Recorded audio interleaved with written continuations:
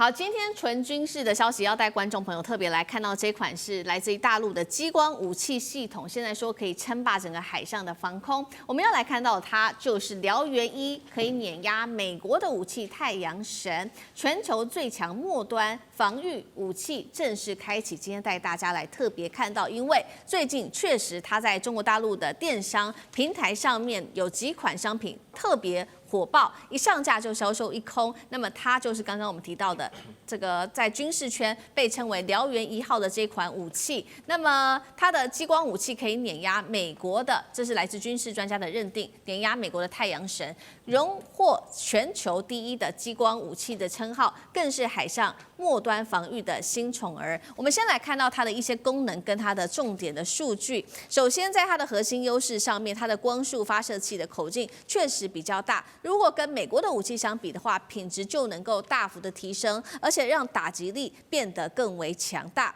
那么在扩充的进化上面，也预留了电力可以做扩充的空间，未来就可以提升它的输出的功率。重点是它的成本极低，而且反应力非常的快，在对抗大量低成本之下，它可以打击的就是包括了这是来自于无人机，敌方的无人机如果蜂群做攻击的话，还有这些反舰飞弹做攻击的话，它就可以开启海上的防空无限弹仓的模式。所以节目一开始请教华干哥怎么看燎原1如何让解放军具备全球最强的反制力？刚刚提到了嘛，它的优势包括它的低成本、效率高，能够为解放军在未来的末端防御上带来什么样颠覆的改变？好，燎原就是雷射武器啦，就是激光武器哈。激光武器就是呢不用子弹的，好，在不用子弹的情况底下，那你要发挥非常集成高效的功率，你才能够发射到，比如说舰队外面10公里、12公里、15公里啊。也就是说，那个范围，老实讲一句，虽然说不远，但是那个就是最后手段。什么意思？就是说它必须要取代近迫防御系统。什么叫近迫防御系统？就是所有的主要战舰，现在所有全世界的水面战舰都有配备近迫武器系统，就是飞机或飞弹已经打到你的头上了，你现在大概只剩下30秒可以活，这个时候你要怎么反应过来？就是靠这种雷射武器，或者是近迫武器。我上次有说过，你近迫武器像我们中国海军配备都是 AK630、AK730，现在最好是 AK1130，它还是打炮弹的。每次一打出去，满甲板都是炮弹，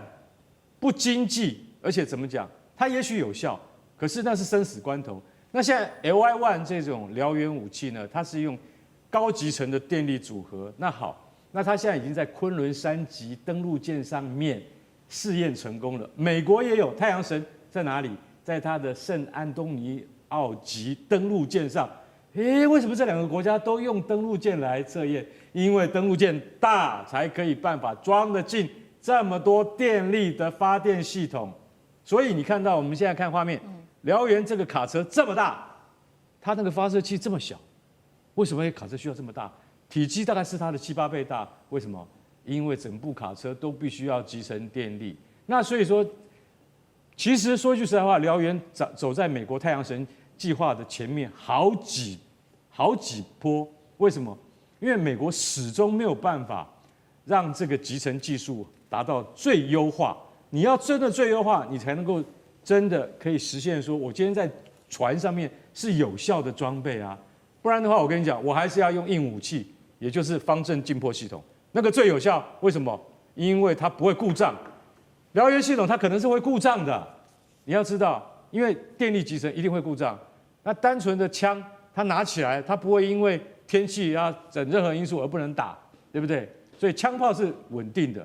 雷射武器、激光武器是你不能够完全保障的。中国在这方面做得这么好，所以我今天真的非常怀疑，它这么大的车它都做出来了，它可以在以后安装在船舰上面的话，对于未来海战的规模，为什么？因为雷射武器不用成本啊，它就是发射一道雷射啊，发射一道激光，连子弹都不用，所以它不用成本。只是现在的研发成本非常贵。大陆出得起，美国出不起，所以太阳神你就落后啦，就是这么简单。是好，那燎原现在出来之后，马上就有这个国际订单，现在有希望拿到了。他是谁？他就是巴基斯坦巴铁呢。现在这个高层自己出来亲自证实了说，表态想要把燎原1纳入他们自己的国防体系。主要的原因就是上次在印巴空战之后呢，他们对于中国大陆的武器就有非常好的印象，因为当时靠的是大陆的 LW30激光系统，成功的打下了80架的印度的这些无人机，所以他们现在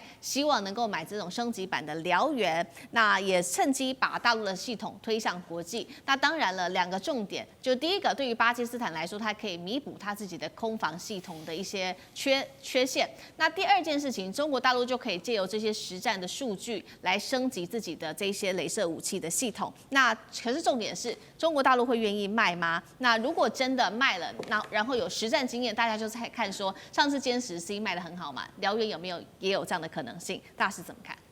对，当然是有可能的话，因为巴基斯坦，我想现在很多国家买这种激光武器哈，因为它是所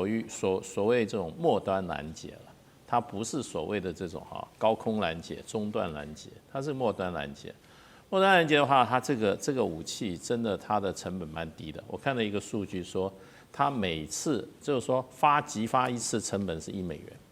当然它的钱是在那个研发中，可是它使用的时候击一次是$1。那就是说它可以10公里这个5公里的话，那现在我的研判，它最有效的应该是打无人机。因为无人机说起来，它的速度慢，然后呢，它这个飞的不是那么高，它在最末端的时候你现在看在俄乌战场上，有时候无人机有人是用枪打，对，有人是还有人用什么东西把它飞进你的小无人机是用什么东西把它打下来。那你如果有激光武器的话，成本低，那你不必是很大型的，你可能就中小型的。你在这种重要的据点的防卫的时候有激光武器的话是蛮管用的那当然就是说，这个我们现在讲的这些激光武器，主要是讲它这个所谓的这种舰上使用的，那就变成它这个不需要具备大量的弹药，因为你要看这种最后的末端的防御体系它比如说以前那个我们用这种75快炮，噼啪1秒钟就给你打好几发出去的，啪啦啪啦一开就是那个子弹就跟那个炮弹就跟什么就跟那个什么制造就是好像跟那个爆炸一样全部都是那个炮弹。可是你用这种的激光武器的话，你就可以怎么讲？就可以省了很多的钱。那中国大陆激光武器这个燎原1这次在这个93军演的时候，这个出了大风头，其实他之前也有，因为沙烏地阿拉伯已经买了激光武器。那我自己认为，就是激光武器可能大家最后会对它最欣赏的，就是说它的这个对无人机在战场上的那能够发挥的效用。那可能就变成就是说会是新形态战争里面大家会认为是对抗无人机的一个利器。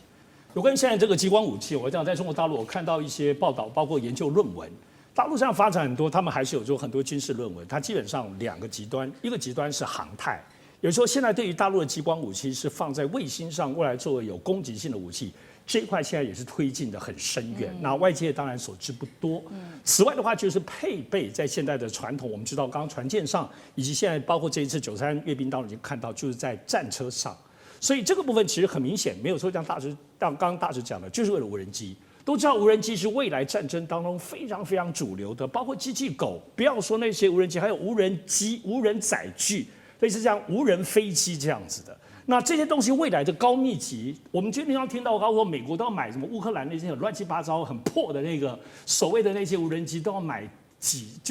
万架所以美国会乱买这些东西吗？没有，不知道会不会买，但就知道未来可能无人机的攻击是几千几万架出现的。你没有办法就传统的弹药打了，一定就是雷射武器。所以雷射武器作为防御性，我们现在其实已辗转听到，包括在一些网络上都有听到说，现在所有能够放的，因为无人机会攻击所有的一切，从空军、海军，包括到陆军，因此它核心的配备本身来讲，其实多方面，我相信中国大陆是全面推进的。只要无人机、无人狗这些再推进，全世界这一些中国大陆在雷射部分一定会领先。当然，最后要讲的部分是，在有关于雷射部分，其实中国为什么有优势？都知道，刚刚前面干哥讲，能源、电力控制是非常重要的。因为你每发射那个雷射，不是像我们看到这个照片这么管一个光柱啊，人家就是可能就几毫米、0.几公分，砰，把你打穿，你那个无人机或你炸弹就烂掉了。所以它其实这种集中式的东西有2个重大的问题。